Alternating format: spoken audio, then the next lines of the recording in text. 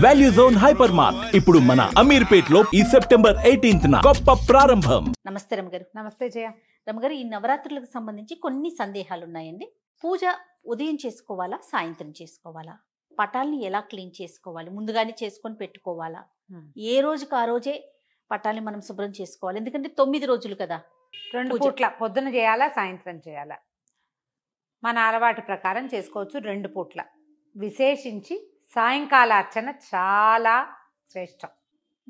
ఉదయం మామూలుగా దీపారాధన చేసుకుని, అఖండం ఉంటే అఖండాన్ని సేవించుకుని, మామూలుగా మనం రోజువారీ పెట్టే పువ్వులు అవి పెట్టి ఏదో పొద్దుటి నివేదన చేసుకుని, సాయంకాలం విశేషించి అమ్మవారికి ఆ అలంకారాన్ని బట్టి ఆ రోజు చదవాల్సిన స్తోత్రాలు, విశేషమైన నివేదన, సాయంకాలం అందరూ వచ్చి ప్రసాదం తీసుకోవటం, అఖండ పెద్ద హారతి ఇవ్వటం, అవన్నీ రాత్రిపూట చాలా మంచిది. చాలా విశేషంగా చెప్తారు. అందుకే శరన్నవరాత్రులు అన్నారు. రాత్రి అర్చన చాలా విశేషమైంది, అమ్మవారికి చాలా ఇష్టం కూడా అన్నట. పొద్దుటి పూట 2 పూట్ల చేసే అలవాటు ఉన్న వాళ్ళు 2 పూట్ల చేసుకోవచ్చు. మరి మన రోజువారీ పూజ చేసుకునే అలవాటు ఉంటుంది, అది పొద్దున్న చేసేసుకుంటాం. అది పొద్దున్న చేసుకుని అమ్మవారికి విశేషంగా పెట్టుకున్నాం కదా, విశేషంగా పెట్టుకున్న అమ్మవారికి సాయంకాలం అర్చన. పొద్దున కూడా దీపారాధన చేయాలి, దీపం పెట్టకుండా కాదు. దీపం పెట్టుకుని అర్చన సేవాకాలం అంతా కూడా జపతపాదులు అవి ఉదయం చేసుకుంటారు. అర్చన సేవాకాలము, బహుపరాకులు చెప్పటము, అమ్మవారికి ఇష్టమైనటువంటి నృత్యము, సంగీతము అలాంటివన్నీ వినిపించటము, ఏమైనా వేద పాఠం, పురాణ పాఠం అవన్నీ చదవగలిగితే అవన్నీ చదవటము. సామగాన ప్రియ అంటారు అమ్మవారిని, ఆమెకి సంగీతం ఇష్టం, సామగానం ఇష్టం. అవన్నీ కూడా మనం సాయంకాలం పిల్లలతో చక్కగా కూర్చోబెట్టి పాటలు పాడిస్తాం, మనమే 2 పాటలు పాడి హారతులు ఇవ్వటం, అలా అన్నీ కూడా సాయంత్రం చేస్తే చాలా బాగుంటుంది. పటాల శుభ్రత రమగారు, దేవుడి మందిరం కానీ శుభ్రత కానీ మహాలయ అమావాస్య రోజున చేసేసుకోవాలి జయ. అమావాస్య నాడు శుభ్రం చేసుకుంటే పాడ్యమి నాటి నుంచి మనం పూజ మొదలు పెట్టుకోవచ్చు. అయితే ప్రతిరోజు పటం కదపాలా అంటే యువతల నుంచి తుడుచుకోవాలి. దేవతా మందిరం ఏది ఉందో దాన్ని ఏ రోజుకు ఆ రోజు మొత్తం నిర్మాల్యం అంతా తీసేసుకోవాలి, ఏ పూట కాపూట. అదే తెల్లవారి పొద్దున్న చేసిన అర్చనవి సాయంకాలం తీయకపోయినా పర్వాలా, ఎక్స్ట్రా అర్చన, కొత్త అర్చన కూడా చేసుకోవచ్చు. సాయంకాల అర్చన మర్నాడు పొద్దున మొత్తం నిర్మాల్యం అంతా తీయటము, ఒక మాట శుభ్రంగా తుడుచుకోవటము, తుడిచేసి తడిబట్టి పెట్టుకోవటం, తర్వాత కాస్త ముగ్గేసుకుని మళ్ళీ ఈ రోజు అర్చన మొదలు పెట్టుకోవాలి. ఉదయకాలంది ఏ రోజు ఆ రోజు చేసుకోవాలి. అమ్మవారిని ఇప్పుడు మనం ఈ 9 రోజులు కూడా ఒక్కొక్క రోజు ఒక్కొక్క అలంకరణలో కొలుస్తూ ఉంటాం కదండి. దానికి సంబంధించి నైవేద్యాలు పెట్టుకోవటం, దానికి సంబంధించి పూజా విధానం, దానికి సంబంధించి వస్త్ర అలంకరణ అమ్మవారికి ఇష్టమైనది అలా చేయాల్సిన అవసరం ఉంటుందంటారా? అవకాశాన్ని బట్టి, మీ ఆసక్తిని బట్టి, ఓపిక శక్తి అనుసారం చేసుకోవటమే. 9 రోజులు 9 అలంకారాలు. నవదుర్గా స్వరూపాలలో అయితే ప్రథమం శైలపుత్రి చ, ద్వితీయం బ్రహ్మచారిణి అని స్తోత్రం ఉంది, నవదుర్గా స్తోత్రం.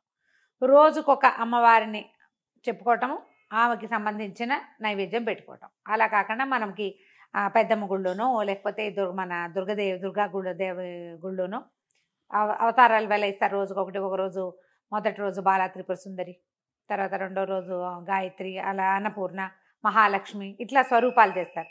ఆ స్వరూపం ప్రకారం ఆ రోజు ఉన్న అమ్మవారు ఎవరైతే వారికి సంబంధించిన స్తోత్రం, ఆమెకి ఎలాంటి నైవేద్యం ఇష్టమని మనం దేవాలయాల్లో వింటామో ఫలానా అని మనకేం తెలుస్తుంది? అవును, ఇదే మీకు వాళ్ళు చెప్పారా? అలాంటి ప్రశ్నలు ఎదుర్కొంటూ ఉంటాం. అప్పుడు వాళ్ళు చెప్పక్కర్లేదు, మనం ఊహించుకోవాలి అంతే.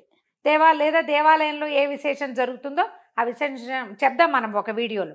ఏ రోజు అమ్మవారికి ఏం నైవేద్యం, ఈ నైవేద్యం పెట్టుకోవటం. లేదా ఇవన్నీ మన వల్ల కాదండి, నేను చెప్తా ఇందులో సులువు కూడా. అసలు అవతారాల జోలికి పోకండి, నైవేద్యాల జోలికి పోకండి. ఏది రోజు మీరు ఒకటే చేయగలుగుతారు. ప్రతిరోజు పులిహార చేసి పెట్టండి, మహత్తరంగా మంచిది. రోజు పాయసం చేసి పెట్టండి, మహత్తరంగా అద్భుతంగా ఉంటుంది. ప్రతిరోజు ఇవన్నీ నా వల్ల కాదండి, పులగం వండి నైవేద్యం పెడతా, చక్కగా పెట్టుకోండి లక్షణంగా, ఏం పర్వాలా. ప్రతిరోజు 9 రోజులు లలితా సహస్రనామమే చదువుకోండి, 9 రోజులు లక్ష్మీ అష్టోత్తరమే మీకు వచ్చు, అదే చదువుకోండి. రాజరాజేశ్వరి అష్టకమో, అన్నపూర్ణాష్టకమో, లలితా పంచకమో, మీనాక్షి పంచరత్నమో, మీకు ఏది వస్తే ఆ ఒక్క స్తోత్రమే 9 రోజులు చదువుకోండి. వివిధ రూపాలలో అమ్మ అర్చించబడుతుంది, కానీ అర్చించబడే రూపం ఒకటేనమ్మా. బంగారంతో 1,00,000 రకాల నగలు చేస్తారు, బేస్ ఏది? దానికి బంగారమే కదా. అమ్మే ప్రధానం. ఆమె ఎక్కడ ఏ స్వరూపంలో ఉన్నా నువ్వు ఏది పాడినా ఆవిడ తీసుకుంటుంది. అంతే అంతే. మీ ఓపికను బట్టి చేసుకోండి. చేయగలిగామా ఇవన్నీ చేయండి. రోజుకు ఒక అలంకారము ఆ గుళ్ళో చెప్తారు, ఫలానా అలంకారం అని, దానికి సంబంధించిన స్తోత్రాలు శుభ్రంగా స్తోత్ర నిధి యాప్ డౌన్లోడ్ చేసుకున్నారంటే దొరికేస్తుంది. అష్టోత్తరం చదువుకోండి. ఏ నైవేద్యమో గుళ్ళో బోర్డు మీద రాస్తారు, పెట్టేయండి. లేదా మేము చెప్తాం, మమ్మల్ని చూసి ఫాలో అవ్వండి. రైట్. అంతే. అయితే ఇక్కడ ఇంకొక అనుమానం రమ్మగారు, Hmm. ఎక్కడ ఫాలో అవ్వాలి? ఇప్పుడు మనకి విజయవాడ కనకదుర్గమ్మకి ఒకలాగా చేస్తారు 9 రోజులు, ఇక్కడ మన తెలంగాణ పెద్దమ్మ తల్లికి ఒకలాగా చేస్తారు, మన సాంప్రదాయం ఒకటి ఉంటుంది. ఇప్పుడు ఈ ప్రశ్నలు ఎక్కువైపోతున్నాయి కదా, అనుమానాలు చాలా పెరిగిపోతున్నాయండి. ఎవరిని ఫాలో అవ్వాలి? మొదట మీ సొంత సాంప్రదాయం మీ ఇంట్లో ఏదైనా ఉంటే అది, లేదా మీ ఇష్టదైవం, మీరు శ్రీశైలం వెళ్తారా ఎప్పుడు, భ్రమరాంబికని ఫాలో అవ్వండి. ఆవిడకి ఏం చేస్తారో అవి చేసుకోండి. మాకు మళ్ళీ మేము బెదవాడి నుంచి వస్తూ వెళ్తూ అమ్మ వచ్చి పిలుస్తోంది అమ్మని పరిగెత్తుతాం, పైకి కొండెక్కేస్తాం. అలా కావాలంటే కనకదుర్గ గుళ్ళో ఏం చేస్తారో అది చేసుకోండి.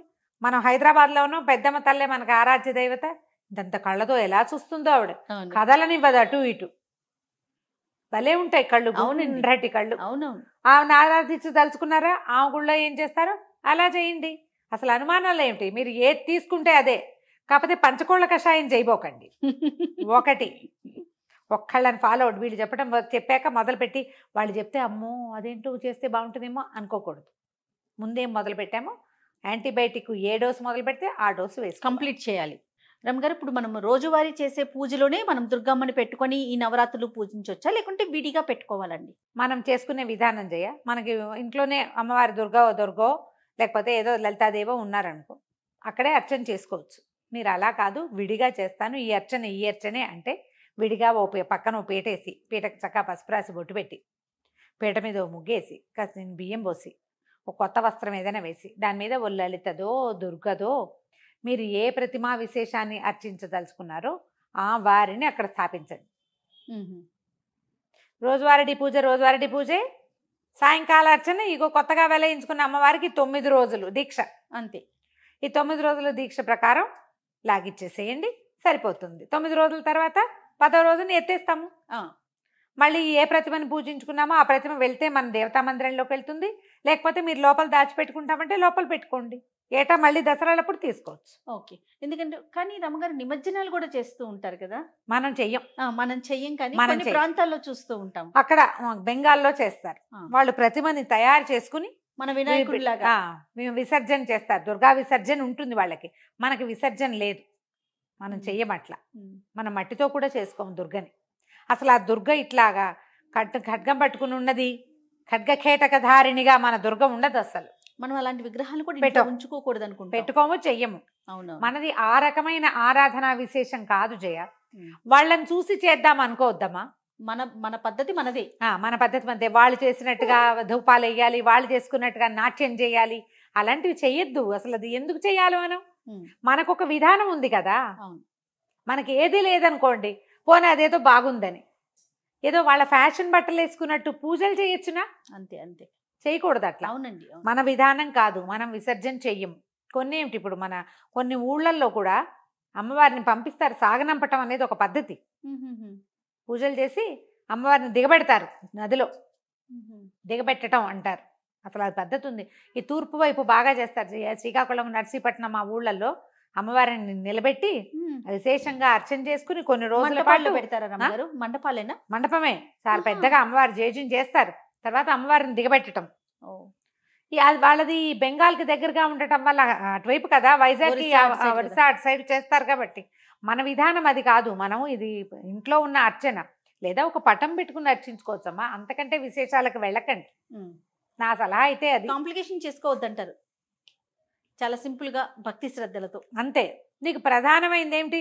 నువ్వు దిగబెట్టావా, ఇంట్లో ఉంచుకున్నావా కాదు, ఇక్కడ ఎంత పెట్టావు లోపల, అది కదా కావాలి. కొత్త కొత్తవి పెట్టుకోవద్దమ్మా. ఇవన్నీ ఏంటంటే ఫ్యాషన్స్. అదేదో కొత్త చేస్తే వచ్చేస్తుంది అనుకోవద్దు. ఇక్కడ ఏం రాసుకొచ్చావో దాన్ని నువ్వు తప్పించుకోలేవు.